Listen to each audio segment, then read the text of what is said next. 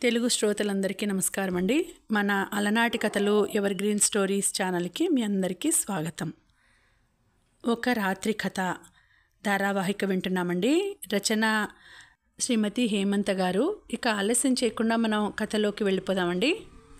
Video చూసిన వెంటనే like చేసి షేర్ చేసి తప్పకుండా సబ్స్క్రైబ్ చేసుకోండి. మన ఛానల్ని బెల్ ఐకాన్ యాక్టివేట్ చేసుకోండి. పొరపాట్లు చేయడం మానవ నైజం, సహజం. అయినా ఇప్పుడు జరిగిపోయిన దాని గురించి తవ్వుకుంటూ కూర్చునే కంటే జరగవలసిన దాని గురించి ఆలోచించడం మంచిది. కళ్ళు తుడుచుకుంటూ అంది. మిగిలిన వాళ్ళకి కూడా అదే నిజమనిపించింది. అయితే ఇప్పుడేం చేయాలి మనం? బేలగా అడిగింది గిరిజ. దానికి సమాధానం చెప్పడానికి కల్పలత నోరు తెరిచే లోపల అది నేను చెబుతాను అంటూ వినిపించింది భుజగభూషణవర్మ స్వరం. 100 శతఘ్నులు ఒకేసారి పేలినట్టుగా వణికిపోయారా నలుగురు. జరుగుతున్నదేమిటో గ్రహించి కదిలే లోపలే బిలబిలలాడుతూ లోనికి వచ్చేసి ఆ నలుగురిని చుట్టుముట్టారో సాయుధులైన 10 మంది భటులు. మదనుడు కూడా వారి వెనకే ఉన్నాడో. తామంతా ఎంత ప్రమాదంలో పడినది ఇంకొకరు చెప్పనవసరం లేకుండానే అర్థమైపోయింది వాళ్ళకి. నిస్సహాయంగా ఒకరి ముఖాలొకరు చూసుకుంటుంటే వారి భయాన్ని గమనించి పగలబడి నవ్వాడు భుజగభూషణవర్మ. అతడి నవ్వు చూస్తుంటే కల్పలతకి అరికాలి మంట నెత్తికెక్కింది. ఆ కోపాన్ని నిలవరించుకోలేకపోయింది. ఛీ, నీచుడా! చీత్కరించింది. అవును, నేను నీచుణ్ణే, నిర్లజ్జగా అంగీకరించేశాడు భుజగభూషణవర్మ. అసలు ఎందుకు చేస్తున్నావిదంతా? నిలదీసింది. చెప్పానుగా, విరాజితతో పెళ్లి కోసం. పెళ్ళే కావాలంటే చేసుకో, అందుకు మమ్మల్నందరినీ బాధించడం దేనికి? రోషంగా అడిగాడు భాసురవర్మ. ఎందుకంటే మిమ్మల్ని బాధిస్తే తప్ప విరాజిత నేను చెప్పినట్టు వినదు కనుక సావధానంగా చెప్పాడు. నేను ముందే చెప్పాను నీకు, నీ దారికి మేము అడ్డుపడాం, నీకు తోచినట్టుగా నువ్వు వ్యవహరించుకోవచ్చునని. ఇప్పుడు సైతం మళ్ళీ అదే చెప్తున్నాను. నీకు కావాల్సింది నువ్వు చేసుకో, మమ్మల్ని వదిలేయి, మా దారిన మేం పోతాం. అది ఈ జీవితంలో మళ్ళీ నీకు కనిపించినంత దూరంగా వెళ్ళిపోతాం. దయచేసి మమ్మల్ని విడిచిపెట్టు. చేతులు జోడించి అర్థించింది కల్పలత. ఆమె వేడుకోళ్లు వింటూనే భాసురవర్మ వైపు చూశాడు భుజగభూషణుడు. అతడి చూపులలోని భావాన్ని గ్రహించి వణికిపోయింది కల్పలత. నా సోదరుడి తరపున నీకు నేను వాగ్దానం చేస్తున్నాను. అతడి వల్ల నీకు గాని విరాజితతో నీ వివాహానికి గాని ఎలాంటి ఆటంకమూ సంభవించదు. అతడి జోలికి రాకు, చెప్తున్నానుగా. నేను భాసురుడిని తీసుకొని దూరంగా వెళ్ళిపోతాను. నా మాటలు నమ్ము. భుజగభూషణుడి కాళ్ళ దగ్గర కూలబడుతూ దీనంగా వేడుకుంది. ఆమె దీనాలాపనలు అతన్ని కరిగించలేదు కనుకనే మరోమారు నవ్వాడు. మిమ్మల్ని ఎవ్వరినీ నేను ఏమీ చేయను ఆచారిని. కాకపోతే మీ వల్ల, క్షమించాలి, మీ భాసురుడి వల్ల నెరవేరవలసిన బృహత్కార్యం ఒకటుంది. నీ సోదరుడు నా కోసం ఆ ఒక్క పనిని చేసి పెట్టేస్తే నా సంకల్పం నెరవేరుతుంది. అటు పిమ్మట మీ దారి మీది, నా దారి నాది. ఏమంటావ్? అన్నాడు ఓరగా భాసురుడి వైపు చూస్తూ. ఒకవేళ కాదంటే? భాసురుడు కోపంగా ఎదురు తిరిగాడు. అతడు ఆ మాటని అనడమే ఆలస్యం. చప్పున కదిలిన మదనుడు గిరిజను సమీపించి ఆమెను ఒడిసి పట్టుకున్నాడు. ఆ పరిణామానికి గిరిజ మాత్రమే కాదు, సరస్వతి, కల్పలతలు కూడా భయంతో కంపించిపోయారు. అప్పుడు స్పష్టమైంది భాసురుడికి అన్ని విధాలుగా తాము అతడి చేతిలో బందీలమని. ఇక భుజగభూషణవర్మ చెప్పింది చెప్పినట్టు చేయడమే తప్ప మరొక గత్యంతరం లేదనీను. సరే అయితే చేస్తాను, చప్పున అన్నాడు. అప్పుడు గిరిజను వదిలి పక్కకి జరిగాడు మదనుడు. అతడి పట్టు నుంచి విడివడమే ఆలస్యం. గజగజ వణికిపోతూ చప్పున కదిలి బల్లిలా తల్లిని కరుచుకుపోయింది గిరిజ. ఒకప్పుడు మదనుడి పరిష్వంగం కోసం పరితపించిన గిరిజ ఇప్పుడు అదే మదనుడి నుంచి దూరంగా పారిపోవడంతో అతడి పట్ల ఆమె మనసేమిటో భాసురుడికి స్పష్టంగానే తెలిసి వచ్చింది. ఇప్పుడు చెప్పు, ఏం చేయాలి నేను? తన వాళ్ళకి భుజగభూషణుడికి మధ్యగా నిలుస్తూ అడిగాడు. ఒకసారి తల తిప్పి మదనుడి వైపు చూశాడు భుజగభూషణుడు. అతడి చూపులలోని భావాన్ని గ్రహించిన వాడిలా చుట్టూ ఉన్న భటులకు సైగ చేసి గజానికొక అంగ చొప్పున వేసుకుంటూ వెలుపలికి దారి తీశాడు మదనుడు. అతన్ని అనుసరించారు భటులు. వాళ్ళంతా దూరంగా వెళ్ళిపోయారని నిర్ధారించుకున్నాక అప్పుడు నోరు విప్పాడు. నేను చెప్పింది చెప్పినట్టు తూచా తప్పకుండా చేయాలి. ఎక్కడ ఏ చిన్న పొరపాటు జరిగినా నీ కుటుంబం నీకు దక్కదు, హెచ్చరించాడు భుజగభూషణవర్మ. ఆ భయం నీకక్కర్లేదు. నాకిప్పుడు విరాజితతో ప్రేమ కంటే నా వాళ్లే ముఖ్యం. చెప్పు, ఏం చేయమంటావు? రెట్టించాడు. భాసురుడు తనకి దాసోహం అనడమే ఆలస్యం. వెంటనే కొన్ని ప్రశ్నలు అడిగాడు భుజగభూషణుడు. ఇంకొన్ని వివరాలు అడిగాడు. అన్నింటికీ ప్రత్యుత్తరాలు ఇచ్చాడు భాసురుడు. అతడు చెప్పినవన్నీ నిజాలే అని నిర్ధారించుకున్న తర్వాత అప్పుడు అతడేం చేయాలో, ఎప్పుడు ఎలా మాట్లాడాలో అన్నీ 4 ముక్కల్లో వివరించాడు భుజగభూషణుడు. అంతా విని మ్రాన్పడిపోయారు అక్కడ ఉన్న ఆ నలుగురు. తన ప్రతిపాదనతో శిలాప్రతిమల్లా బిగుసుకుపోయిన భాసురవర్మ కుటుంబాన్ని అలాగే వదిలి యువతలికి వచ్చేశాడు భుజగభూషణవర్మ. తక్షణం అతడు అధిరోహించిన శకటం ఆ చీకటిని చీల్చుకుంటూ రాజమహల్ వైపుకు సాగిపోయింది. ఆ రోజు ఎందుకో చాలా నలతగా అనిపించింది విరాజితకి. ఆ నలతని గమనించి అప్పటికే తీవ్రంగా ఆందోళన చెందుతోంది నవనీత. ఆ నలతని తను తప్ప ఇంకెవరూ గమనించకుండా ఎన్ని జాగ్రత్తలు తీసుకోవాలో అన్నీ తీసుకుంటోంది. కానీ ఆమె ప్రయత్నాలు 4/3 వంతులు విఫలమైపోతున్నాయి. విరాజితకి ఆహార పానీయాలేవీ సరిగ్గా సహించట్లేదు. తిన్నది కడుపులో ఇమడడం కూడా కష్టంగా ఉంటుంది. అప్పటికే ఆమె కడుపు నిండా తిండి తిని వారం రోజులు దాటిపోయింది. అందువల్ల మనిషి కూడా నేవలం తగ్గి నీరసపడింది. దానికి తోడు రోజు రాత్రిపూట చాలాసేపు భాసురవర్మ వచ్చే వరకు కాచుకుని ఉండడం, అతడొచ్చిన తర్వాత ముద్దు ముచ్చట్లతో కాలం గడపడంతో నిద్ర తగ్గిపోయింది. ఆ లోటుని పగటిపూట నిద్రతో భర్తీ చేసుకుందామన్నా ఎవరైనా గమనిస్తే అది అటు తిరిగి ఇటు తిరిగి ఏ సమస్యలకు దారి తీస్తుందోనని పగలు సైతం నిద్రకి దూరంగా ఉంటుంది. అందువల్ల ఇంకొంత నీరసపడింది. ఇదంతా ఒక ఎత్తైతే నిస్సత్తువ నిద్రలేమి సంగతిలా ఉన్న ఆమె గర్భం దాల్చిన చిహ్నాలు మెల్లమెల్లగా ఒక్కొక్కటే బయటపడుతుండడం ఒక్కటి ఒక ఎత్తయింది. దాంతో విరాజిత విషయం ఎంతో కాలం దాచలేమని నవనీతకి స్పష్టమైపోయింది. కానీ దీన్ని ఎక్కడ ఏ విధంగా బయటపెట్టాలో, విరాజిత ప్రేమ కథకు ఒక అతి చక్కని ముగింపు ఇవ్వడం ఎలాగో అది మాత్రం అంతుపట్టక ఆందోళన పడుతోంది. పడుతూనే సాధ్యమైనన్ని జాగ్రత్తలు తీసుకుంటోంది. ఆ జాగ్రత్తలలో భాగమే గత 2 గడియలుగా ఆమె చేత కడుపు నిండా ఫలాలు తినిపించడానికి ప్రయత్నించడం. 1 కాదు 2 కాదు, ఎన్ని రకాలు తేవాలో అన్నీ, ముఖ్యంగా కాస్త పుల్లనివన్నీ తెచ్చి ఆమె ముందు ఉంచింది. ఒక్కొక్కటి తీసి ఏవేవో కబుర్లు చెబుతూ తనే దగ్గరుండి ఆమెకి తినిపిస్తోంది. విరాజిత కూడా ఆమె ప్రేమకి లొంగిపోయింది. అందుకే 1 తింటోంది, 2 తిరస్కరిస్తోంది. వాళ్ళిద్దరూ ఆ హడావిడిలో ఉండగానే ఉరుములేని పిడుగులా ఊడిపడిపోయాడు భుజగభూషణవర్మ. అతడి రాకను గమనించి ఆమె అప్రమత్తమయ్యే లోపునే సుడిగాలిలా విరాజితను చుట్టేసి ఆమె ముఖాన్ని ముద్దులతో ముంచెత్తాడు. ఊహించని ఆ హఠాత్ పరిణామానికి ఎలా స్పందించాలో తెలియని దిగ్భ్రమలో మునిగిపోయింది విరాజిత. కాసేపటికి స్పృహ తెలిసింది. జరుగుతున్నదేమిటో గ్రహించి నిశ్చేష్టతలోంచి బయటపడి అతన్ని వెనక్కి తోసేయబోయింది. కానీ అసలే నీరసంగా ఉందేమో, ఆమె ప్రయత్నం ఫలించలేదు. అదీ కాక అతడి శారీరక బలం ముందు ఆమె దేహబలం సరిపోలేదు కూడా. అందుకే ఆ కబంధ హస్తాల నుంచి బయటపడే వీలు లేకపోవడంతో అతడి ఎంగిలి చుంబనాలను భరిస్తూ కొన్ని క్షణాల కాలం అతడి సందటిలోనే బందీగా ఉండిపోవలసి వచ్చింది.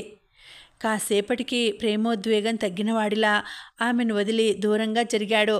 మితిమీరిన సంతోషంలో పడి తాను పరిసరాలనే మర్చినట్టు, వాటిని, అక్కడ ఉన్న నవనీతను, ఇతర పరిచారికలను అప్పుడే గమనించినట్టు కించిత్ సిగ్గును మొహమాటాన్ని అభినయించాడు. అతడి అభినయ కౌశలానికి నివ్వెరబోయింది విరాజిత. అది చాలనట్టు సంబరంగా సంతోషంగా మెరుపులీనుతున్న కళ్ళతో నఖశిఖ పర్యంతం తననే పరిశీలిస్తున్న అతడి చూపులు గమనించేసరికి ఆమెకి అరికాలి మంట నెత్తికెక్కింది. బావా, ఏమిటి విపరీత వైఖరి? ఏం తమకి మధ్య పైత్య ప్రకోప రుగ్మతగాని పట్టుకుందా ఏం అంటూ అడుగుతుంటే ఆమె స్వరం రోషావేశాలతో వణికిపోయింది. ఆ మాటలు వింటూనే సన్నగా నవ్వాడతడు. అబ్బా, నువ్వెప్పుడూ ఇంతే, దేన్ని సరిగా అర్థం చేసుకోలేవు కించిత్ నిష్ఠూరంగా అన్నాడు. నిజానికి నాది తల తిరుగుడు జబ్బు కాదు విరాజిత. తట్టుకోలేనంత సంతోషం మురిసిపోతున్నట్టుగా అంటుంటే అతడి కంఠంలో నిజంగానే సంతోషం తొణికిసలాడింది. అదిరిపోయింది విరాజిత. సంతోషమా? దేనికి? అనుమానంగా అడిగింది. ఆమె అలా అడగగానే చప్పున 2 అడుగులు ముందుకు వేసి దగ్గరగా వచ్చి ఆమె ముఖంలో ముఖం పెట్టి విరాజితకి మాత్రమే వినపడేలా అన్నాడు. ఎందుకంటే నువ్వు గర్భవతివి కనుక అని. నెత్తిన పిడుగులు పడ్డట్టుగా అదిరిపోయింది. ఈ ఈ ఈ నిజం నీకెలా తెలిసింది అడుగుతుంటే భయంతో ఆమె మాటలు తడబడిపోయాయి. ఎలాగంటే నాకు ఒళ్ళంతా కళ్ళే, వాటితో చూడగలను. ఇల్లంతా చెవులే కాబట్టి మందిరంలో ఏ మూలన ఎవరు ఏం మాట్లాడుకున్నా వినగలను. రాజమహల్ నిండా నా మనుషులే కాబట్టి ఎక్కడ ఏ వేళప్పుడు మహలు బయట లోపల ఏం జరుగుతోందో అంతా నేను తెలుసుకోగలను. ఆ విధంగా కొద్ది క్షణాల క్రితమే తెలిసింది నాకు నువ్వు నెల తప్పావని. కొన్ని మాటలు సరదాగా, ఇంకొన్ని మాటలు కటువుగా మారి, కొన్ని మాటలు వ్యంగ్యంగా రకరకాలుగా అతడు చెబుతుంటే వింటూ కొయ్యబారిపోయింది విరాజిత. అదైనా క్షణంసేపే, ఆ మరునిమిషమే తేరుకుంది. మెల్లగా కళ్ళెత్తి తేరిపార చూసిందతడిని. భుజగభూషణుడి ముఖంలో ఒక విధమైన పంథం, పట్టుదల, విజయగర్వం అన్నీ కలగలిసి కనిపించాయి. అతడి పన్నాగం ఏమై ఉంటుందో అర్థం కాకపోయినా ఇక ఇప్పుడు భయపడి అడుగు వెనక్కి వేయడం కన్నా నిలచి పోరాడి గెలుపు కోసం శక్తివంచన లేకుండా ప్రయత్నించడం సర్వవిధాలా శ్రేయస్కరం అనిపించింది. అప్పుడు ఆమెలో తిరిగి ధైర్యం ప్రవేశించింది. ఆ ధైర్యంతోనే ఎదురు తిరిగింది. అయితే దీనివల్ల నీకేమిటి లాభం మొండిగా అంది. లాభం ఏమిటో, దీనివల్ల ఆనందం ఎందుకో ఇప్పుడే తెలియపరుస్తాను చూడు నెమ్మదిగా అన్నాడు. వెంటనే 2 అడుగులు వెనక్కి వేసి నిటారుగా నిలబడ్డాడు. అప్పుడు ప్రారంభించాడు అసలు ఆట.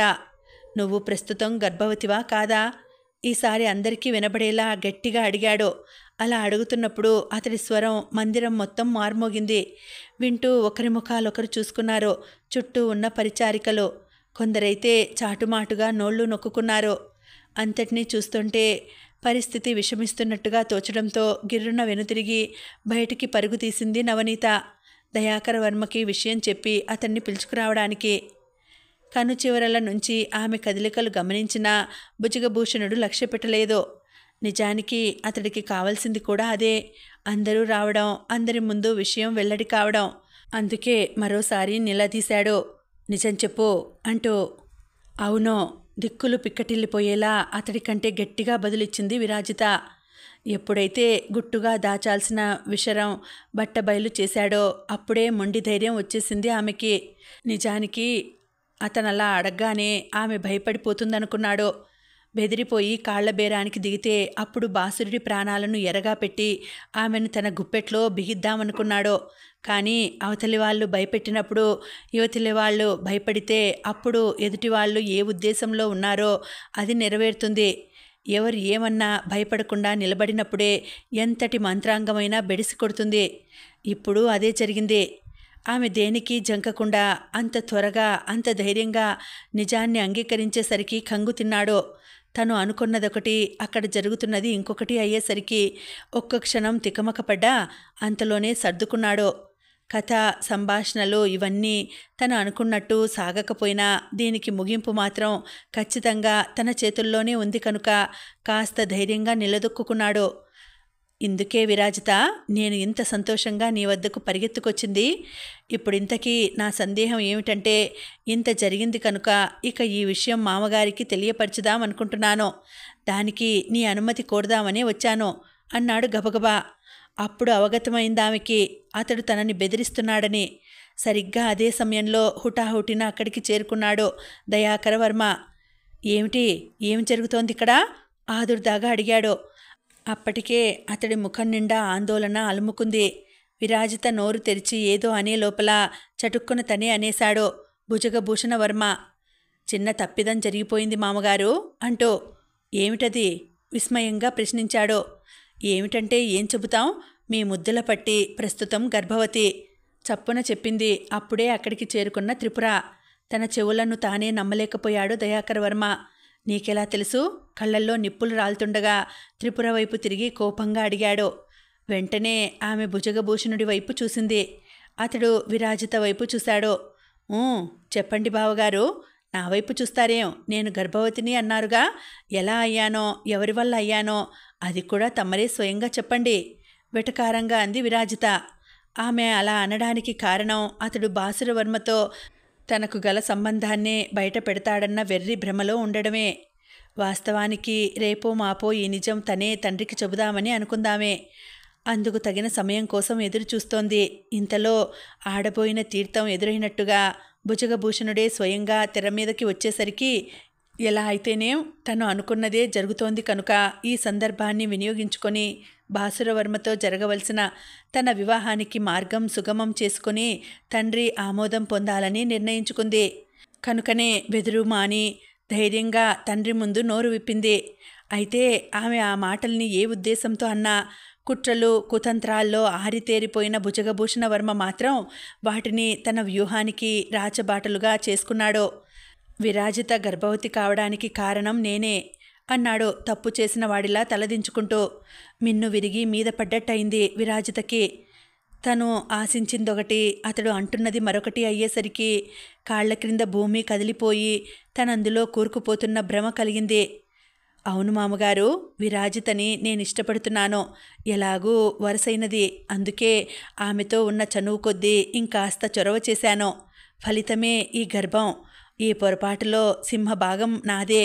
కానీ నిజం మీకు చెప్పి మా వివాహానికి అనుమతి కోరే లోపలే ఇలా జరుగుతుందనుకోలేదు. నన్ను క్షమించండి అన్నాడు అపరాధిలా. అసలేం జరుగుతోందో విరాజితకి అర్థం కాలేదు.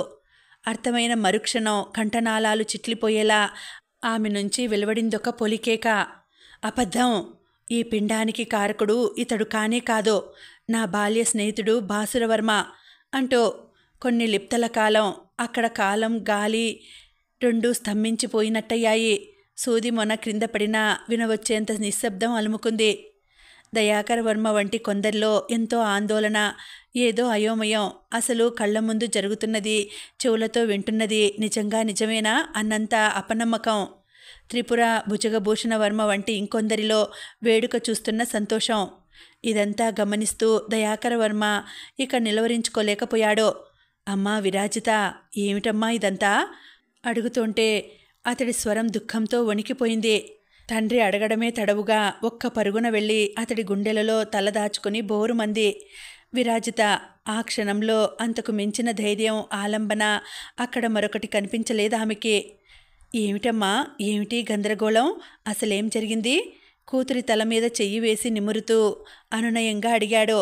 చిన్నప్పటినుంచి తనకి భాసురవర్మ అమ్మమ్మగారి ఇంట ఎలా పరిచయమో, అక్కడ ఏం జరిగిందో, ఆ తర్వాత తామిద్దరూ ఎలా కలిశారో ఏడుస్తూనే అంతా వివరించింది.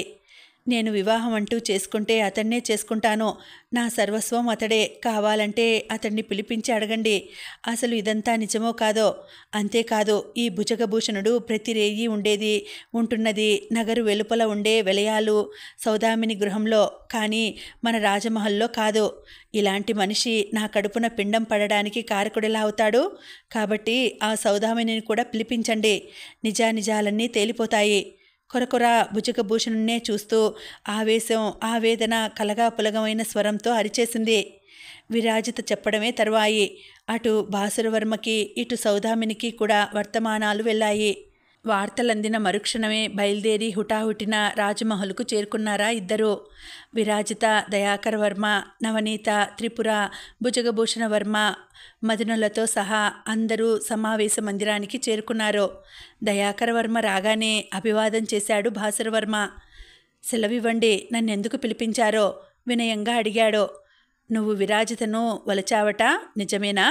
ఎలాంటి వివరణలు ఉపోద్ఘాతాలు లేకుండా సూటిగా విషయంలోనికి వచ్చేశాడు దయాకర వర్మ. చెప్పడానికి తటపటాయించాడు భాసురుడు. ఇప్పుడు నిన్ను పిలిపించింది నిజం తెలుసుకొని నీ మీద నేరం ఆరోపించడానికి కాదు, అదాటున తలెత్తిన ఒకానొక గడ్డు సమస్యకు పరిష్కారం కనుగొనేందుకు మాత్రమే. కాబట్టి నువ్వు నిర్భయంగా ఉన్నదున్నట్టుగా చెప్పవచ్చు. దానివల్ల నీకు అపాయం వాటిల్లకుండా చూసే బాధ్యత నాది.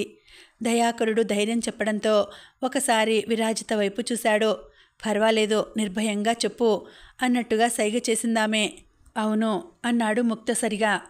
మీ వలపు ఆ ఊరిలో ఉన్నంతవరకే పరిమితమా, లేక నగరుకు వచ్చాక కూడా కొనసాగిందా? వెంటనే మరో ప్రశ్న సంధించాడు. ఇక్కడ విధులలో చేరాక కూడా కొనసాగింది. తల దించుకునే ప్రత్యుత్తరం ఇచ్చాడు భాసురుడు.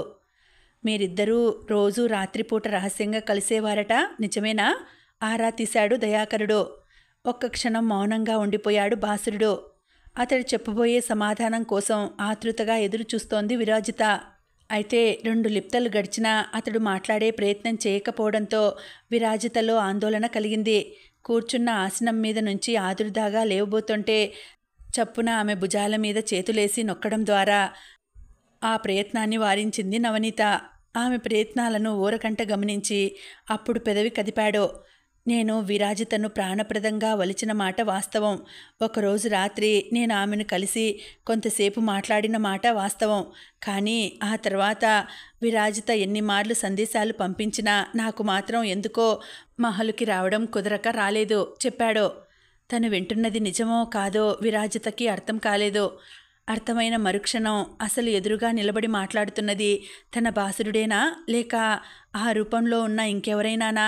నిజంగా ఇలా మాట్లాడుతున్నది అతడే అయితే ఏమాశించి ఇదంతా చేస్తున్నాడు అన్న ప్రశ్న ఆమె మస్తిష్కంలో తలెత్తింది.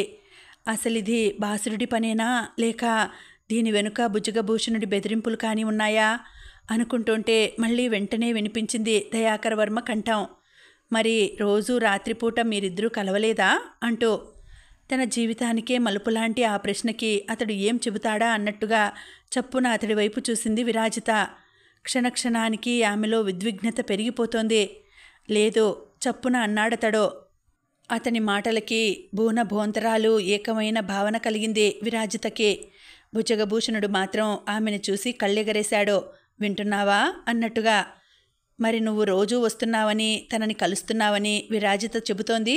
పైగా ఇప్పుడు ఆమె గర్భవతి. ఆ గర్భానికి సైతం నువ్వే కారకుడు అంటోంది. దీనికి నీ వివరణ నిలదీశాడు. నాకేం తెలియదు. ఆమెతో నాకు గల సంబంధం మానసికమే గాని శారీరకం కాదు. బాసురుడు ఆ మాటల్ని ఎలాంటి తొణుకు బెణుకు లేకుండా చెబుతుంటే నిర్వీణ్ణురాలైపోయింది విరాజిత. అయితే విరాజిత గర్భవతి కావడానికి కారణం దయాకర వర్మ ఇంకా ఏదో అనబోతుంటే అతన్ని మధ్యలోనే అడ్డుకున్నాడు బాసురుడు. క్షమించాలి, ఇందాకే విన్నవించాను తమరికి నాకేమీ తెలియదని. విరాజిత నా బాల్య స్నేహితురాలు, ప్రేయసిగా మారిన మాట కూడా నిజమే. కానీ ఆ ఇష్టంతో మేము శారీరకంగా సన్నిహితులమయ్యామన్న మాట మాత్రం పూర్తిగా అవాస్తవం. అయినా జరిగిందేదో జరిగిపోయింది. దానిని మీరు గుట్టుగా పరిష్కరించుకోవాలి తప్ప ఇలా ఒక అవివాహితను నలుగురిలో నిలబెట్టి పదే పదే ఆమె గర్భవతి అనడం మాత్రం సమంజసం కాదు. నా మాటల్లో ఏదైనా పొరపాటు ఉంటే మన్నించండి అన్నాడు. వెంటనే పైకి లేచి బాసురుడు చెబుతున్నదంతా అబద్ధం అని అరవాలనిపించింది విరాజితకి. అతడి స్పర్శ ఎలా ఉంటుందో నాకు తెలుసు. కళ్ళు కనపడకపోయినా మనసు మోసం చెయ్యదు. నేను కలిసింది అతన్నే. ఇవాల్టి నా పరిస్థితికి కారకుడు ముమ్మాటికి అతడే అని అరచి మరీ చెప్పాలనిపించింది. కానీ భయమో బాధో మరే ఉద్వేగమో తెలియదు. కానీ ఏదో వ్యధ రాయిలా మారి గొంతుకి అడ్డం పడడంతో గుడ్ల పగించి చూడడం తప్ప మరేదీ చేతగాని మూగలా ఉండిపోయిందామే. ముఖ్యంగా వీటన్నింటికంటే ముందు బాసురవర్మలో వచ్చిన మార్పు అస్సలు మింగుడు పడడం లేదు. మాటలు దక్కి శిలాప్రతిమలా అయిపోయిన ఆమెను గమనించి వక్రంగా నవ్వుకున్నాడు భుజగభూషణ వర్మ. తను మాట్లాడవలసిన చక్కటి సందర్భం అదే అనిపించడంతో అప్పుడు కలగజేసుకున్నాడతడు. మా అమ్మగారు మన్నిస్తానంటే నేను నిజం చెప్పదలిచాను అన్నాడు వినయంగా తల వంచి అతడి అనుమతి కోరుతున్నట్టు. మాకు కావలసింది అదే. నీకు తెలిసిందేమిటో చెప్పు అనుజ్ఞ ఇచ్చేశాడు. ఇదంతా చూస్తుంటే దయాకర వర్మకి కూడా తికమకగానే ఉంది. ఈ కథ ఎటు తిరిగి ఎటు పోతుందోనని. ఇంతలో భుజగభూషణుడు అక్కడే ఉన్న సౌదామిని వైపు తిరిగాడు. ఏమిటి మౌనంగా ఉండిపోయావు? ప్రతిరేయి నేను నీ ఇంటనే ఉంటున్నానని కదా విరాజిత గారి అభియోగం. మరి అది నిజమో కాదో జమీందారు గారికి విన్నవించు ఆదేశించాడు. తల వంచి దయాకర వర్మకి అభివాదం చేసి చెప్పడం ప్రారంభించింది సౌదామిని. వారిపైన నాకు ఇష్టం ఉన్న మాట నిజం. భుజగభూషణుల వారికి సైతం నాపై వ్యామోహం గల మాట కూడా సత్యమే. మొదట కొద్ది కాలం రేయింబవళ్ల భేదం లేకుండా వారు నా ఇంట ఉన్నది సైతం వాస్తవం. కానీ గత పున్నమి లగాయతూ ఆయన రాత్రిపూట నా గృహానికి వేంచేసింది లేదు. అక్కడికి వారిపై నాకు గల అవ్యాజానురాగంతో ఎన్నోసార్లు వర్తమానాలు పంపాను. దేనికి ఆయన స్పందించలేదు. ఇదే జరిగింది చెప్పి మరోమారు అభివాదం చేసింది. ఒక్కొక్కరుగా తమ తమ వాదనలు వినిపిస్తుంటే మెల్లమెల్లగా విరాజితకి నిజం బోధపడసాగింది. ఎక్కడ జరిగిందో, ఏం జరిగిందో, ఎలా జరిగిందో తెలియదు గాని నిజమైన నిజం మరుగున పడిపోయింది. పరిస్థితి మొత్తం భుజగభూషణ వర్మ ఆధీనంలోనికి వెళ్ళిపోయింది. తనకు అండగా నిలవాల్సిన భాసురుడు అశక్తుడు. సౌదామిని పూర్తిగా భుజగభూషణుడి మనిషే కనుక ఎలాగూ ఆమె సహాయం తనకి అందదు. ఇందరి మధ్య తనకు మిగిలిన ఏకైక ఆలంబన నవనీత. తను భాసురవర్మతో కలిసి ఉండగా కళ్ళారా చూసింది. తమ కలయిక గురించి పూర్తిగా ఎరుగున్నది ఆమె మాత్రమే. ఇప్పుడు నవనీత కనుక నిజం మాట్లాడగలిగితే తను ఒడ్డుకు చేరిపోయినట్టే. కనుక అప్పుడు తండ్రికి నమ్మకం కలుగుతుంది. ఆ విధంగా భాసురుడు తన వాడవుతాడు. లేకపోతే తన బ్రతుకు నడి సముద్రాన మునిగిపోయిన నావ చందమవుతుంది. అనుకుంటుంటే అంత ఉక్కిరి బిక్కిరిలోనూ ఏదో కాస్త ఊపిరి అందినట్టు అయిందామెకి. అందుకే తన దృక్కుల్ని ఆశగా నవనీత వైపు సారించింది. సరిగ్గా అప్పుడే మామగారు ఈ విషయంలో జరిగినది జరిగినట్టుగా వివరించి నిజానిజాలను బయల్పరచగలిగే ఏకైక వ్యక్తి, ప్రత్యక్ష సాక్షి ఇంకొక్కరే ఉన్నారు ఠక్కున చెప్పాడు భుజగభూషణ వర్మ. ఎవరు వారు? ప్రశ్నించాడు దయాకర వర్మ. వెంటనే అతడి చూపులు నవనీత పైన వాలాయి. ఆదేశాన్ని అర్థం చేసుకున్న దానిలా బెదిరిపోతూ ముందుకు వచ్చింది నవనీత. ఒకసారి భుజగభూషణ వర్మ వైపు, మరొకసారి మదనుడి వైపు భయం భయంగా చూసింది. మాట్లాడు, ఆమె తాశ్చారాన్ని భరించలేని వాడిలా గద్దించాడు మదనుడు. అదిరిపడి గబగబా చెప్పనారంభించింది నవనీత. ప్రతి రాత్రి విరాజితని కలవడానికి ఒక యువకుడు వచ్చిన మాట నిజం. అయితే అతడు వచ్చే సమయానికి మందిరమంతా చిరు చీకటితో ఉంచాలని, దివ్యలను తగ్గించమని ఆవిడ ఆజ్ఞ.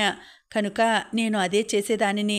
అటు పిమ్మట ఎవరో రావడం, వారితో విరాజిత జాము మొత్తం ఎంతో సన్నిహితంగా గడపడం, ఇవన్నీ చూశాను. కానీ దీపపు కాంతి సరిగా లేకపోవడం వలన అతడెవరో, అతగాడి రూపురేఖలు ఎలా ఉంటాయో ఇవేవీ నాకు తెలియవు. పైగా అతడు అక్కడ ఎంత సమయం గడిపినా ఉండినంతసేపు గుసగుసగానే మాట్లాడడం వలన అతగాడి కంఠస్వరం సైతం నాకు ఎరుకలేదు. కనుక ఆ వచ్చినది ఈ భాసురవర్మ లేక భుజగభూషణుల వారా అన్నది కూడా నేను ఇతమిద్దంగా చెప్పలేకపోతున్నాను. నన్ను క్షమించండి చెప్పి చప్పున తలదించుకుంది. తను చెప్పి పంపినదొకటి, ఆమె అప్పగించినది ఇంకొకటి అయినందుకు నవనీతను గుడ్లురిమ్మి చూద్దామని అనుకున్నాడు. కానీ ప్రయత్నం ఆమె తలదించుకోవడం మూలంగా ఫలించకపోవడంతో లోపలే కసిగా పళ్ళు నూరుకున్నాడు భుజగభూషణ వర్మ. నవనీత చెప్పిన ప్రతి అక్షరము నిజమే అయినా అది తనకి ఏ విధంగానూ లాభించేది కాకపోవడంతో హతాశురాలైపోయింది విరాజిత.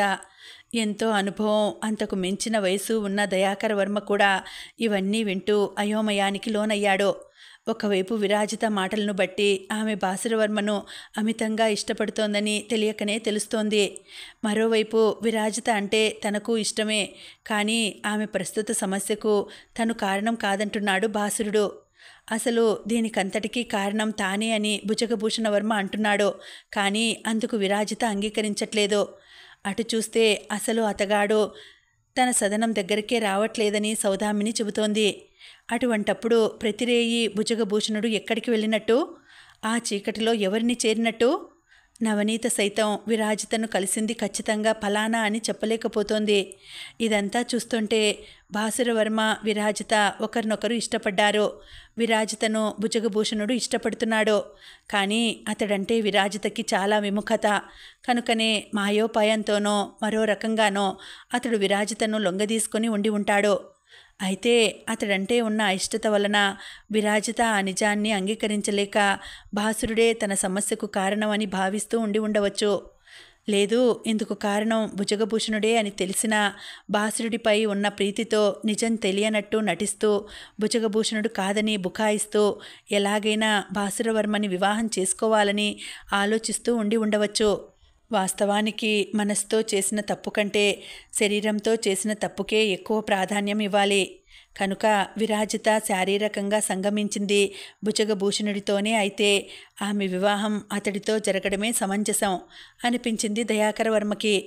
ఆలోచనల్లోంచి బయటపడి భాసురవర్మ వైపు తిరిగాడు. నువ్వు చెప్పుకోవలసింది ఇంకేమైనా ఉందా? అడిగాడు. ఒక్కటే విన్నవించుకోదలుచుకున్నాను. జరిగిన తప్పులో నాకు ఎటువంటి ప్రమేయము లేదు కనుక నాది కాని తప్పిదాన్ని ఒప్పుకొని దానికి దండనను అనుభవించలేను. కనుక మీరు తీర్పు వెల్లడి చేస్తే సంతోషిస్తాను అన్నాడు, విరాజిత వైపు చూడకుండా జాగ్రత్త పడుతూ. ఈసారి భుజగభూషణుడి వైపు తిరిగాడు. మరి నీ సంగతేమిటి అడిగాడు. మనస్ఫూర్తిగా ఒక్కటే చెప్పదలుచుకున్నాను. విరాజిత అంటే నాకు ఇష్టం కాదు ప్రాణం. అందుకోసమే నేను ఆమెను నా సొంతం చేసుకోవాలనుకుంటున్నాను. తప్పో ఒప్పో, న్యాయమో మోసమో, మొత్తానికి నేటి ఆమె పరిస్థితి, ఇంకా చెప్పాలంటే ఇలా నలుగురిలోనూ అవమానపడేంతటి దుస్థితికి కారణం నేనేనని, ఆమె ఎటువంటి తప్పు చేయలేదని లోకానికి చాటి చెప్పడం నా బాధ్యతగా భావిస్తున్నాను. మీరు నాకు ఒక అవకాశం ఇప్పించినట్టయితే ఆమె జీవితాన్ని ఒక ఒడ్డుకి చేర్చి నా జన్మ ధన్యం చేసుకుంటాను అన్నాడు వినమ్రంగా. వాళ్ళిద్దరినీ అడిగినట్టే తండ్రి తనని కూడా అభిప్రాయం అడుగుతాడని ఆశించింది విరాజిత. అలా అడిగిన వెంటనే అబద్ధం చెప్పి బాసురవర్మని సొంతం చేసుకోవాల్సిన అగత్యం నాకు లేదు. నిజం చెప్పాలంటే ఏవో భయాలు, ఇంకేవో ఒత్తిళ్లకు లొంగి బాసురుడే ఆ విధంగా మాట్లాడుతున్నాడు తప్ప ఇదంతా నిజం కాదు. కాబట్టి అసలు బాసురుడి భయాలకు కారణాలు కనిపెట్టి తక్షణం అతన్ని భయవిముక్తుణ్ణి చేయగలిగితే అప్పుడు అసలు నిజం బహిర్గతమవుతుంది అని చెప్పాలనుకుంది. కానీ ఆమె ఆశించినదేదీ జరగలేదు.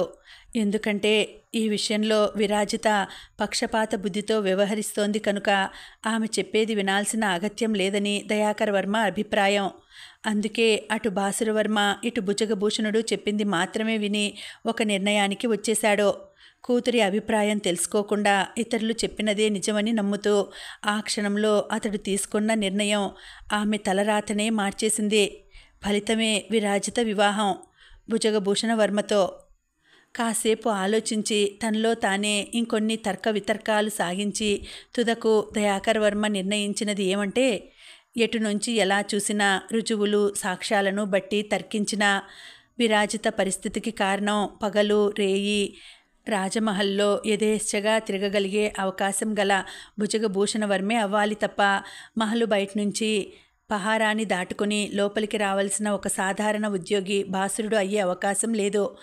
కనుక విరాజిత సమస్య పరిష్కారానికి బాధ్యత వహించవలసినవాడు బాసురుడు కాడు, ముమ్మాటికి భుజగభూషణుడే. కాబట్టి విరాజిత వివాహం అతడితో జరగడమే న్యాయం. అందువల్ల నేటి నుండి రాబోయే 10 దినాల లోపల ఏది మంచి ముహూర్తంగా నిర్ణయించబడుతుందో ఆ శుభలగ్నానికే విరాజిత భుజగభూషణుల పరిణయం జరుగుతుంది. ఇక ఇదే అంతిమ నిర్ణయం చెప్పేశాడు దయాకర్ వర్మ. అతడి నిశ్చయం విన్న తక్షణం త్రిపుర భుజగభూషణ వర్మల ముఖాలు వెలిగిపోయాయి. సౌదామిని ముఖం వాడిపోయింది. నవనీతలో దుఃఖం కట్టలు తెంచుకుంది. బాసురవర్మ గుండెలో అగ్నిపర్వతాలు బ్రద్దలయ్యాయి. కానీ ఏమీ చేయలేని పరిస్థితి. కనుకనే గొంతులో అడ్డుపడిన హాలాహలాన్ని బయటికి కక్కలేక లోనికి దిగమింగుకోలేక సతమతమవుతూ నిస్సహాయంగా బయటికి దారి తీశాడు.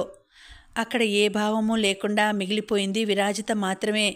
తండ్రి తీర్పు విని కూర్చున్న చోటనే కొయ్యబొమ్మలా బిగుసుకుపోయిన ఆమెనలా చూస్తుంటే భుజగభూషణ వర్మకి తమాషాగా అనిపించింది. ఆ నిస్సహాయ స్థితిని ఆసరాగా తీసుకుని కాసేపు ఆమెతో ఓ ఆట ఆడుకోవాలనిపించింది. అందుకే చప్పున దయాకర వర్మని చేరుకుని మామగారు పిలిచాడు. ఏమిటి అన్నట్టుగా చూశాడతడు. నేను ఒక్క అరగడియసేపు విరాజితతో సంభాషించాలనుకుంటున్నాను. మీరు అనుమతిస్తే మాట్లాడగలను అన్నాడు. అది విని గాఢంగా నిట్టూర్చాడు దయాకరుడు. ఆ నిట్టూర్పులో అడగాల్సిన వాటికి అనుమతి లేదు, కానీ అక్కర్లేని వాటి దగ్గర ఇవన్నీ అన్న భావం. కానీ అతడు ప్రస్తుతం తమ జమీందారీకి కాబోతున్న వరుడు కనుక ఆ మాట అనకూడదు. కనుక ఇంకోలా మాట్లాడాడు. నిజానికి విరాజిత ఏనాడో నీ అధీనంలోనికి వచ్చేసింది. ఇక నీకు నా అనుమతి అవసరం లేదు. అయినా అడిగావు కనుక అనుజ్ఞ ఇస్తున్నాను. ఏం మాట్లాడతావో మాట్లాడు చెప్పేసి అక్కడి నుంచి వెళ్ళిపోయాడు. అతన్ని అనుసరించింది త్రిపుర. వారు నిష్క్రమించడం చూసి మదనుడు, సౌదామిని తదితరులంతా బయటికి దారి తీశారు. అందరికంటే ఆఖరున అక్కడి నుంచి వెళ్ళింది నవనీత. భుజగభూషణుడి సమక్షంలో విరాజితను ఒంటరిగా వదలలేక అలా అని ప్రస్తుత పరిస్థితుల్లో అక్కడ అతడు ఉండగా విరాజితను అంటి పెట్టుకునో ఉండి వారి ఏకాంతానికి భంగం కలిగించడం సాధ్యం కాక ఈ రెంటి మధ్య సతమతమైపోతూ నిస్సహాయంగా దుఃఖిస్తూ అవతలికి నడిచింది. సభామందిరం మొత్తం నిశ్శబ్దమైంది. ఆ నీరవంలో మందిరం మధ్యగా ఆ ఇద్దరే మిగిలారు. ఎదురుగా ఒంటరిగా కనిపిస్తున్న విరాజితను చూసి చిన్నగా నవ్వాడు భుజగభూషణవర్మ. ఎటూ పారిపోలేని లేడిపిల్ల నిస్సహాయంగా మారి ఎరగా చిక్కి బెదిరిపోతూ ఉన్నప్పుడు వెంటనే చంపేయకుండా చోద్యం చూస్తూ ఆనందంగా సింహం నవ్వేలాంటి నవ్వది. నవ్వుతూనే ఒక్కో అడుగే వేసుకుంటూ ఆమెను సమీపించాడు. దగ్గరగా వచ్చిన అతన్ని గమనించి చప్పున తలెత్తి చూసింది విరాజిత. ఆమె తల ఎత్తడమే అతనికి అనువుగా మారింది.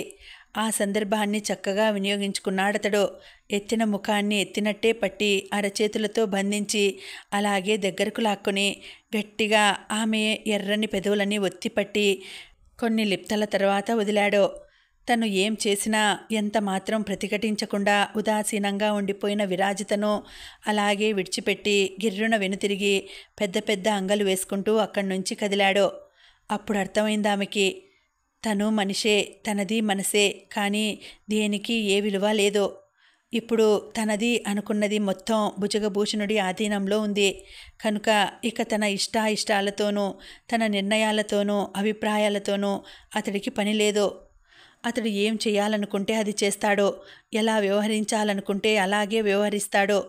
అన్నింటినీ తను అంగీకరించి తీరవలసిందే తప్ప అడ్డు చెప్పే అవకాశమే లేదు.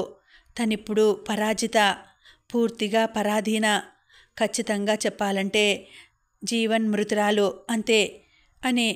కనుకనే తక్షణం ఆమె ఒక నిర్ణయానికి రాగలిగింది.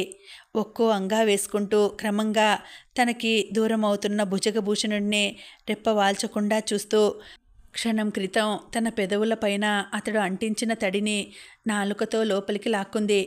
ఆ ఎంగిలి ఆమె నాలుక మీదుగా గొంతుగుండా లోనికి జారి ఆమె కడుపులో ఇమిడిపోయింది. అసలు ఇదంతా ఎలా సాధ్యమైంది నీకు? అడుగుతుంటే త్రిపుర స్వరం ఆనందోద్వేగాలతో వణికిపోయింది.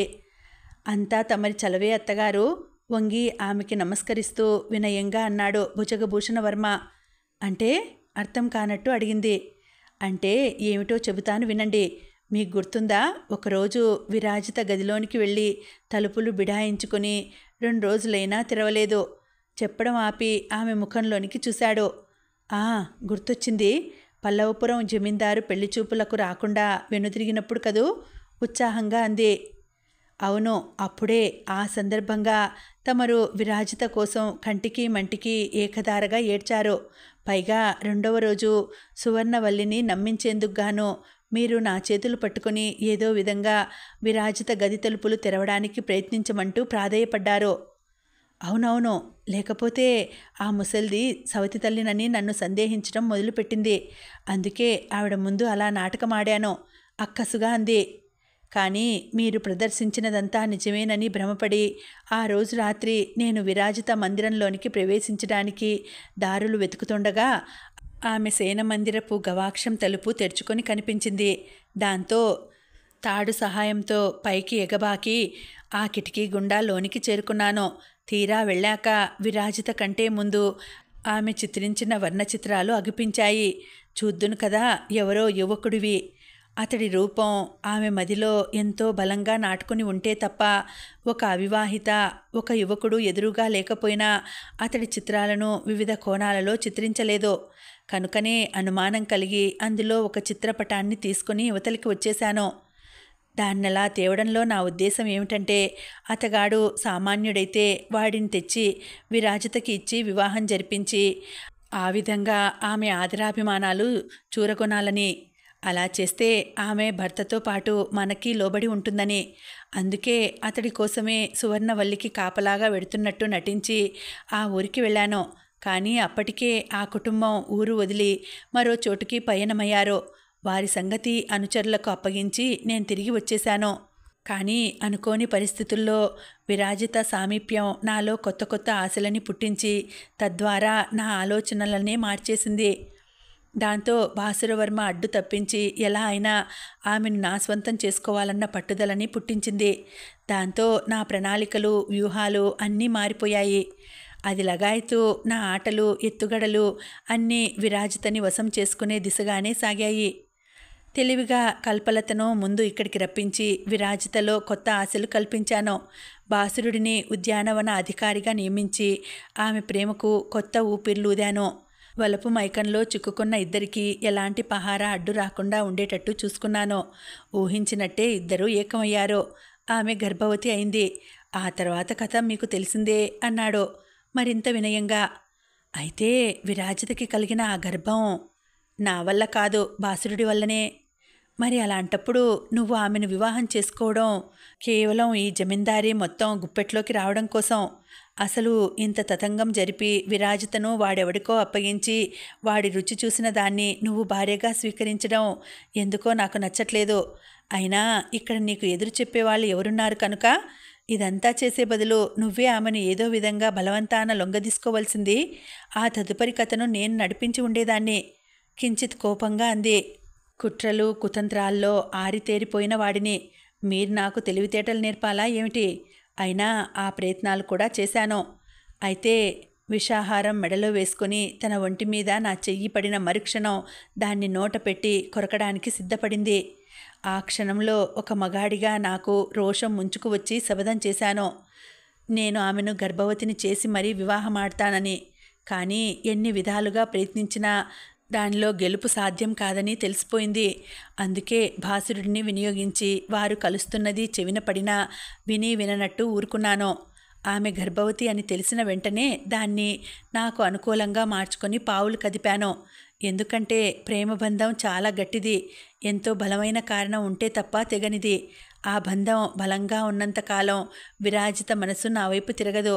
కనుకనే కల్పలత బాసురులను ఆమెకు సమీపంలో ఉండేటట్టు చేసి వాళ్ల చేతనే ఆమెకు ద్రోహం చేయించి ఆ విధంగా ఆమె మనసు విరిచేశాను. ఓడిపోతానన్న భయమే నా చేత ఇదంతా చేయించింది. సంజాయిషి ఇచ్చాడు. చేశావు సరే, ఇప్పుడు మాత్రం విరాజిత ఆ బాసురుడిని దూరం పెడుతుందన్న నమ్మకం ఏమిటి? ఉంది. ఎందుకంటే ఈరోజు పదుగురిలో బాసురవర్మ మాట్లాడిన మాటలతో ఆమె మనసు ఖచ్చితంగా గాయపడి ఉంటుంది. ఆ గాయం పచ్చిగా ఉన్నంతకాలం ఆమె బాసురుడి వైపు కన్నెత్తి చూడదు, పన్నెత్తి పలుకరించదు. నాకు నమ్మకం ఉంది, నమ్మకంగా అన్నాడు. అతని మాటలు విని దీర్ఘంగా నిట్టూర్చింది త్రిపుర. ఏమో నాయనా, ఏం చేసుకుంటావో అదంతా నీ ఇష్టం. నీకిష్టమైతే నాకు ఇష్టమే. ఏది చేసినా ఎలా చేసినా మన గుట్టు బయటపడకుండా నడిపించు. ఇదే నేను చెప్పేది. తమరు అంతగా చెప్పాలా? ఈ జాగ్రత్త నాకు మాత్రం తెలియదా ఏమిటి? అన్నీ నేను చూసుకుంటాను. మన చేతులకు మట్టి అంటకుండా వ్యవహారం నడిపించేస్తాను. సరా? ఇప్పటికే మనం ఇక్కడ సమావేశమై చాలాసేపయింది. ఇక కదులుదామా అన్నాడు కర్తవ్యం గుర్తు చేస్తున్నట్టు. త్రిపురకి ఇంకా చాలా మాట్లాడాలని ఉన్నా దానికి అతడు సుముఖంగా కనపడకపోవడంతో ఇక గత్యంతరం లేనట్టు ముందుకు నడిచి చీకట్లో కలిసిపోయింది. ఆమెను పూర్తిగా వెళ్ళనిచ్చి అప్పుడు వెనుదిరిగాడు భుజగభూషణుడు. సరిగ్గా వారం రోజుల తర్వాత విరాజిత వివాహం భుజగభూషణవర్మతో అంగరంగ వైభవంగా జరిగిపోయింది. తొలిరేయికి ఏర్పాట్లు జరుగుతున్న తరుణంలో అవన్నీ చూసి భరించలేక ఎవ్వరికీ చెప్పా పెట్టకుండా రాజమహల్ నుంచి వెళ్ళిపోయింది నవనీత. ఆమె వెడుతున్న సంగతి తెలిసినా నవనీతను ఆపే ప్రయత్నం విరాజిత చేయలేదు. భుజగభూషణవర్మ బంధువు కనుకనే ఆమెను అతడికి ఇచ్చి వివాహం చేశారని సువర్ణవల్లి అనుకుంది. ఆ రోజు విరాజిత భుజగభూషణం వర్మల తొలిరేయి. వివిధ పుష్పాలతో పుష్పమాలలతో అందంగా అలంకరించబడిన ఆ గదిలోనికి నెమ్మదిగా ప్రవేశించింది విరాజిత. సర్వాలంకార భూషితయ్యి వచ్చిన ఆమెని నఖశిఖ పర్యంతం 1-2 మార్లు పరిశీలించాడు భుజగభూషణుడు. ఆ పరిశీలన ఆమె అందానికి అప్రతిభుడై చేసినది కానే కాదు. అప్పటిలాగే ఇప్పుడు కూడా ఆమె కంఠాన విషపూసల హారం ఉందేమోనన్న అనుమానంతో చేసింది.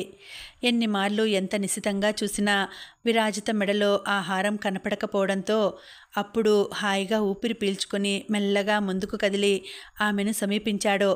దగ్గరగా వచ్చి అడుగు దూరంలో నిల్చున్న అతడిని గమనించినా ఒక్కడుగు కూడా వెనక్కి జరగలేదామె. ఆ మార్పు అతడికి కాస్త ఆశ్చర్యం కలిగించినా పంజరంలో చిక్కిన లేడీ అంతకంటే ఇంకేం చేయగలదు అనిపించడంతో చిన్నగా నవ్వుకున్నాడు. అయినా ఏ మూలనో ఇంకా ఏదో అనుమానం కదులుతూ ఉండడంతో ఎందుకైనా మంచిదని ఆమె భుజం మీద చెయ్యి వేశాడు. అతడలా తాకడమే ఆలస్యం. చటుక్కున కిందికి వంగి అతడి పాదాలను చేతులతో తాకి కళ్ళకి అద్దుకుందామే. అప్పుడు నమ్మకం కలిగిందతడికి. విరాజితలో వచ్చిన మార్పు మొత్తం నిజమేనని, ఆమె తనని భర్తగా అంగీకరిస్తోందనీను. వెంటనే ముందుకు వంగి ఆమె భుజాలు పట్టుకుని లేవనెత్తి నడుము చుట్టూ చెయ్యి వేసి సర్వాంగ సుందరంగా అలంకరింపబడి ఉన్న హంసతూలికా తల్పం వద్దకు నడిపించుకుపోయాడో.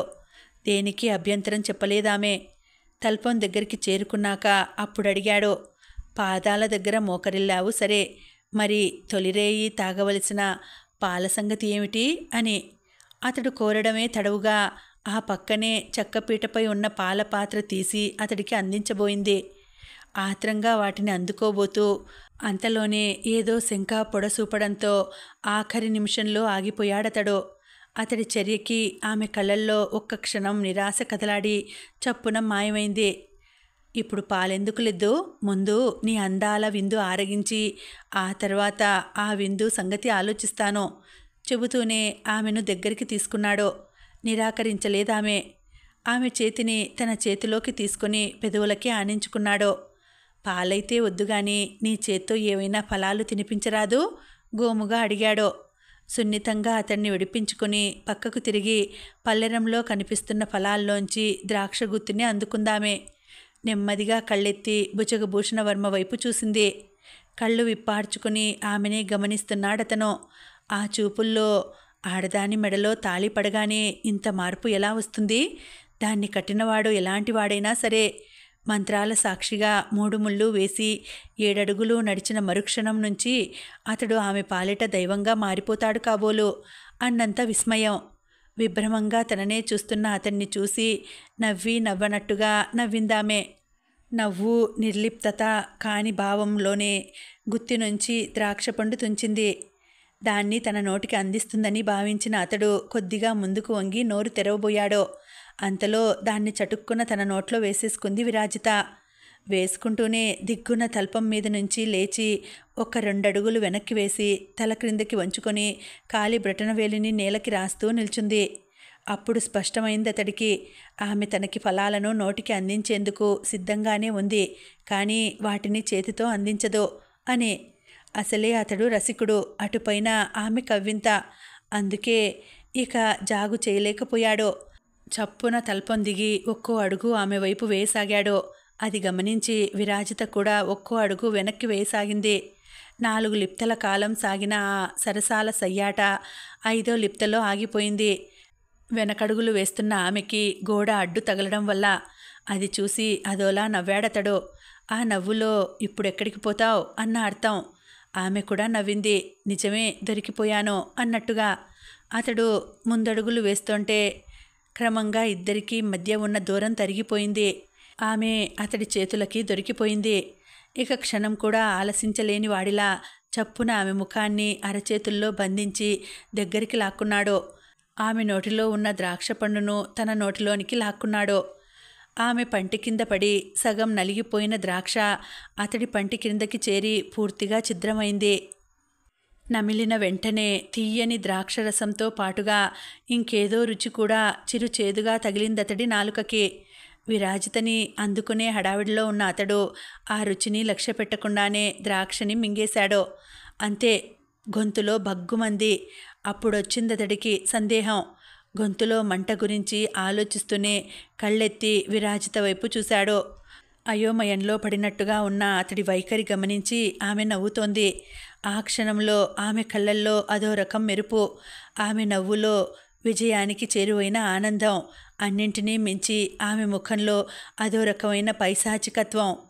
వక్రంగా నవ్వుతూనే తన పంటి కింద పడి పిప్పిగా మారిన బంగారు పూసకి చెందిన రేకులను నాలుక చివరికి తెచ్చి 1 లిప్తపాటు క్రింది పెదవి మీద నిలిపి ఆ విధంగా అతడికి దాన్ని చూపి అప్పుడు నోటి నిండా గాలి తీసుకొని దాంతోపాటు వాటిని పక్కకి ఊదేసింది విరాజిత. అదిరిపడ్డాడతడు. ఘాతకురాలా, నమ్మించి విషం పెడతావా? అది నీ మెడలో 3 ముళ్ళు వేసిన నాకు. నేను పోతే నీ సౌభాగ్యమే పోయినట్టు అందామనుకున్నాడు. కానీ నోటి నుంచి మాట రాలేదు, నురుగు తప్ప. నురుగులు కక్కుతూ నేల మీదికి జారిపోయాడు భుజగభూషణ వర్మ. ఆ మాటకొస్తే ఆమెకి సైతం మాట్లాడాలనే ఉంది. పరస్త్రీ వ్యామోహం, స్త్రీలోలత వంటి బలహీనతలు వినాశనానికి హేతువులని పురాణేతిహాసాలన్నీ ఘోషిస్తున్నాయి. చరిత్రలో ఎన్నెన్నో సంఘటనలు సైతం ఈ విషయాన్ని నిరూపించాయి. అయినా సరే నీ వంటి మగ పశువులకు బుద్ధి రాదు సరికదా.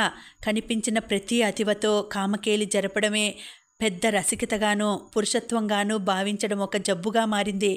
నీ జబ్బుకి సంబంధించిన బాధ నీ చుట్టూ ఉన్న మాలాంటి వాళ్ళని కూడా బాధించింది. కనుకనే నీ ఆటలో నేనే కాదు, నవనీత, కల్పలత, గిరిజ, చివరికి నీ బోటి వాడి మీద మనసు పడిన పాపానికి సౌదామిని అందరం బాధపడిన వాళ్ళమే. మాలాగా ఇక ముందు ఇంకెవరూ బాధపడకూడదంటే ముందు నీలాంటి వాడు ఉండకూడదు. అందుకు చావే పరిష్కారం. నిజానికి నాకింకా బ్రతకాలనుంది. భాసురవర్మని పెళ్లి చేసుకుని సంతోషంగా అతనితో జీవితాన్ని పంచుకుంటూ గంపెడు పిల్లల్ని కని వాళ్ల చేత అమ్మా అమ్మా అని పిలిపించుకుంటూ 10 కాలాల పాటు బ్రతకాలనుంది. కానీ తుచ్చమైన నీ గెలుపు కోసం పచ్చని నా జీవితాన్ని నాకు కాకుండా చేశావు. అందుకే నీకోసమే నేను ఈ నిర్ణయం తీసుకున్నాను. ముందే చెప్పాను, నువ్వు నన్ను తాకిన మరుక్షణం విషం నా గొంతులోకి జారుతుందని. గెలిచానన్న పొగురుతో, మితిమీరిన ఆత్మవిశ్వాసంతో అసలేం జరుగుతుందో గమనించకపోవడం వల్లనే నువ్వు ఓడావు. ఓడిపోయానన్న కసితో, చెలరేగి గెలవాలన్న పట్టుదలతో, మెదడుకు పదును పెట్టి పటిష్టమైన ప్రణాళికతో అనుక్షణం జాగ్రత్తగా చరించి నీ మీద నేను విజయం సాధించాను, నేను గెలిచాను అని అరిచి అరిచి చెప్పాలని ఉంది. కానీ ఆమెకి సైతం నోటి వెంట మాట రాలేదు. భగభగ మండుతున్న గొంతు పట్టుకుని మెల్లగా నిల్చున్న చోటనే క్రిందకు జారిపోయింది విరాజిత. నడుస్తూ వింటున్నాడన్న మాటే గాని భార్గవ్ కళ్ళ వెంట నీళ్లు ధారాపాతంగా కారిపోతున్నాయి. ముగింపు వింటుంటే అతడి మనసు బరువెక్కిపోయింది. ఈ కథంతా నిజంగా ఆ భవంతికి చెందిందేనా? గద్గదంగా అడిగాడు. అవును, చెప్పిందామే. పాపం విరాజిత జాలిగా అన్నాడు. ఆమె మాట్లాడలేదు. నాకింకో సందేహం కలుగుతోంది. ఆ తర్వాత భాసురవర్మ ఏమయ్యాడు? అడుగుతూ ఉండగానే దూరంగా మిణుకుమిణుకుమంటూ కనిపించిందేదో. అది ఏమై ఉంటుందా అని తేరిపారి చూసే లోపలే ఆ వెలుగు దగ్గరగా వచ్చేసింది. అప్పుడు తెలిసిందతడికి అది మరో దీపం. దాన్ని పట్టుకుని ఉన్నాడొక యువకుడు. ఏమిటిలా వచ్చావు? కొంచెం ఓపిక పట్టి ఉంటే నేనే నీ దగ్గరకు వచ్చేదాన్ని కదా. అతన్ని చూస్తూనే ప్రేమగా మందలించిందామె. అప్పుడు అర్థమైంది భార్గవ్కి ఆ యువకుడు దీపం పట్టుకుని ఈమెను వెతుక్కుంటూ వచ్చాడని. ఇప్పటికే చాలాసేపటి నుంచి ఓపికగా ఎదురుచూస్తున్నాను నీకోసం. కానీ నువ్వు మాత్రం నన్ను అక్కడ తోటలో కూర్చోబెట్టేసి ఇక్కడ ఇతగాడికి కథలు చెప్పడంలో నిమగ్నమైపోయావు.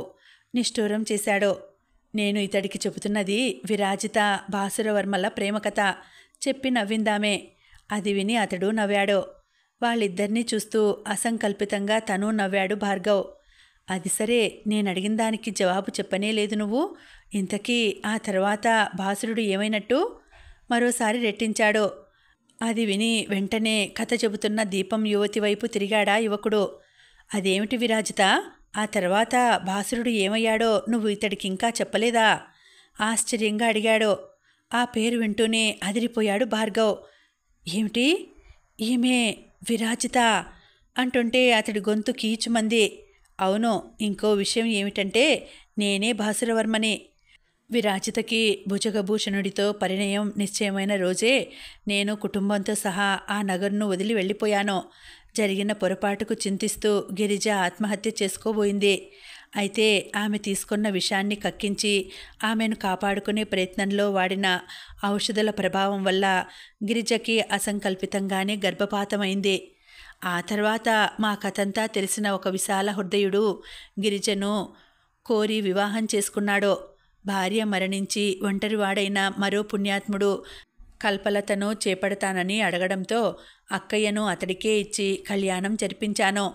ఆడపిల్లల జీవితాలు ఒక ఒడ్డుకు చేరడంతో మా అమ్మ తృప్తిగా కన్ను మూసింది. ఒంటరిగా మిగిలిన నన్ను చూసి తట్టుకోలేక విరాజితే రోజూ వచ్చి ఎవరైనా ఒక మంచి అమ్మాయిని చూసి పెళ్లి చేసుకోమని కోరేది. చివరికి ఒక మంచి పిల్ల నాకు భార్య అయింది. ఆమెతో కాపురం చేసి పిల్లల్ని కని ఆ తర్వాత ఎప్పటికో వచ్చి ఇలా విరాజితను కలుసుకున్నాను. ఇప్పుడు మేమిద్దరం ఇలా సుఖంగా ఉంటున్నాం. అసలు అప్పటికంటే ఇప్పుడే భాసురుడు ఇంకా ఏదో చెబుతూనే ఉన్నాడు. ఇంతలో అతడి మాటలకి అడ్డుపడుతూ ఎక్కడో తొలికోడి కూసింది. అంతే, ఆ కోడి కూతతో పాటే సుడిలా తిరుగుతూ వచ్చేసిందొక పెద్ద గాలి తెర. దాంతోపాటే చిక్కటి దుమ్ము తెర చుట్లు తిరుగుతూ వచ్చి అమాంతం భార్గవ్ మొహాన్ని ఈడ్చిపెట్టి కొట్టింది. ఆ ఉధృతిని తట్టుకోలేనట్టుగా చప్పున కళ్ళు మూసుకున్నాడతడు. కాసేపటికి గాలి వేగం తగ్గింది. అప్పుడు కళ్ళు తెరిచాడు. ఎదురుగా దీపాలు కనపడలేదు. వాటిని పట్టుకున్న విరాజిత, బాసురవర్మలు కూడా కనపడలేదు. ఒక్కసారిగా మత్తు దిగిపోయినట్టయింది. అప్పటి వరకు ఉన్న ట్రాన్స్లోంచి బయటపడినట్టు కూడా అనిపించేసరికి వాస్తవంలోనికి వచ్చి చుట్టూ చూశాడు. అంతా చీకటి. ఆ చీకట్లో లీలగా కనిపిస్తున్న భవంతి తాలూకు మొండి గోడలు. రాజమహలు దాటి ఊరు దారి పట్టిన తను మళ్ళీ ఆ మహలు మధ్యకి ఎలా చేరుకున్నాడో అంతుపట్టలేదు. ఆలోచిస్తుంటే అప్పుడు ఒకదాని తర్వాత ఒకటిగా జరిగినదంతా గుర్తుకు రాసాగింది. అసలు జరిగిందేమిటో ఒక్కొక్కటిగా నెమ్మదిగా అర్థమవుతున్న కొద్దీ మెల్లమెల్లగా చెమటలు పట్టసాగాయి అతడికి. చివరికి ఇంతవరకు తాను ఎవరితో ఎలాంటి పరిస్థితుల్లో ఉన్నది అర్థమైన మరుక్షణం అతడికి స్పృహ తప్పింది. శ్రీ హనుమాను గురుదేవు చరణములు ఇహపర సాధక శరణములు. సుందరదాసు ఎంఎస్ రామారావు గారి హనుమాన్ చాలీసా మృదు మధురంగా కర్ణపేయంగా వినిపిస్తుంటే మెల్లగా మెలకు వచ్చింది భార్గవ్కి. కళ్ళు తెరిచి చూశాడు. తన మీదికి వంగి ముఖంలో ముఖాలు పెట్టి ఆందోళనగా చూస్తూ చుట్టూ మూగి కనిపించారు. భార్య వినీల, బావమరిది లోకేష్, అత్తగారు, మామగారు అందరూ. అదిరిపడి దిగ్గున లేచి కూర్చున్నాడు. నేనెక్కడున్నానో అడిగాడు. ఇంట్లో ముక్తకంఠంతో చెప్పారంతా. ఏమైంది నాకు అడిగాడు మళ్ళీ. ఎవరూ మాట్లాడలేదు. అసలు ఇక్కడికెలా వచ్చానో మళ్ళీ ప్రశ్నించాడు. ఆ మాటలు అడుగుతున్నప్పుడు అతని స్వరం నూతిలోంచి వస్తున్నట్టుగా ఉండడం అతనికి స్పష్టంగా తెలిసింది. అవన్నీ తర్వాత మాట్లాడుకుందాం, ముందు మీరు కాసేపు పడుకోండి మందలింపుగా అంది వినీల. అది కాదు, రాత్రి ఏదో చెప్పబోయాడు. రాత్రి మీరు దారి తప్పి ఆ పాడుబడిన రాజమహల్ లోపలికి వెళ్ళిపోయారు. ఒకసారి అందులోకి ప్రవేశిస్తే బయటపడడం కష్టమే. అపరాత్రి పూట అయితే మరీ కష్టం. అందుకే కాబోలు దారి కోసం తిరిగి చివరికి బయటపడగానే నీరసంతో సొమ్మసిల్లి పడిపోయారు. భవంతి పరిసరాల్లో స్పృహ లేకుండా పడి ఉన్న మిమ్మల్ని దారే పోయే వాళ్ళెవరో చూసి తీసుకొని వచ్చి మాకు అప్పచెప్పారు. చాలా? ఇంకా చెప్పాలా? వద్దని చెప్పినా వినకుండా డే జర్నీ చేసి అర్ధరాత్రి అడ్డరోడ్లో దిగి రాత్రంతా ఆ భవంతిలోనే తిరిగి భయపడిపోయారు. చేసిన ఘనకార్యం చాలుగాని ఏమీ ఆలోచించకుండా కాసేపు కళ్ళు మూసుకొని పడుకోండి. రేపటికల్లా అంతా సర్దుకుంటుంది. తట్టుకోలేని బాధలో, భయంతో, కోపం వచ్చేయడంతో పట్టలేక భర్తని చెడామడా దులిపేసింది వినీల. వింటూ ఆశ్చర్యపోలేదు భార్గవ్. ఆలోచనలో పడిపోయాడు. ఎంత వద్దనుకున్నా అతడికి విరాజిత గుర్తొస్తోంది. ఆమె మీద జాలేస్తోంది. బాసురవర్మ నిస్సహాయత కళ్ళ ముందు కదులుతుంటే ఒక మనిషిలోని పిరికితనం పోగొట్టేది ప్రేమే. ఒక ధైర్యశాలిని నిస్సహాయుడిగా మార్చేసేది ప్రేమే. పాపం బాసురుడు విరాజిత కోసం సాహసం చేయబోయి తన వాళ్ల కోసం నిస్సహాయుడిగా మారిపోయాడు. అతడి ప్రేమ ఓడిపోవడానికి కారణం కూడా ధర్మబద్ధమైన ప్రేమే. ఆ వెంటనే భుజగభూషణవర్మ గుర్తొచ్చేసరికి భార్గవ్ ఒళ్ళు ఉడికిపోయింది. ధర్మబద్ధమైన శృంగారం మనిషిని జీవితంలో అభివృద్ధి వైపు నడిపిస్తుంది. అతి కాముకత అధఃపాతాళానికి పడదోస్తుంది. శృంగార రసం రెండు వైపులా పదును దేరిన కత్తి లాంటిది. జాగ్రత్తగా లేకపోతే దానివల్ల ఎంత కీడైనా సంభవిస్తుంది. ఈ విషయం ఎప్పటికప్పుడు ఎక్కడికక్కడ నిరూపితం అవుతున్నా సరే మితిమీరిన కోరికలతో మగాడినన్న అహంతో ఒక పురుషుడిగా వేళాపాల న్యాయం ధర్మం లేని సరస శృంగారాలే తనకి అలంకారాలన్న అపోహతో వ్యవహరించి చివరికి ఆ శృంగారంతోనే అనర్థాన్ని కొని తెచ్చుకున్నాడు. అతడలా ప్రవర్తించి ఉండకపోతే భుజగభూషణవర్మ కూడా అర్ధాంతరంగా అంతమయ్యేవాడు కాదు. విరాజిత బాసురుల ప్రేమకథ కూడా సుఖాంతమయ్యేది. ఏదేమైనా పాపం ఇప్పటికైనా బాసురవర్మ విరాజితలు ఒక్కటయ్యారో అనుకుంటుంటే అప్రయత్నంగానే అతని నుంచి ఒక గాఢమైన నిట్టూర్పు వెలువడింది. ఇంతలో ఠంగున ఆరుకొట్టింది గోడ గడియారం. పక్కనే ఉన్న కిటికీ గుండా మెల్లగా లోనికి చొచ్చుకొనొచ్చి అతడిని వెచ్చగా స్పృశించాయి సూర్యకిరణాలు. విరాజిత బాసురవర్మలను ఆలోచనల నుంచి తుడిచేసి మంచం మీద నుంచి లేచాడు భార్గవ్ దినచర్యని ప్రారంభించేందుకు. శుభం. కథ సమాప్తం. మళ్ళీ వచ్చే వీడియోలో మరొక మంచి నవలతో కలుసుకుంటానండి. అంతవరకు సెలవు. నమస్తే.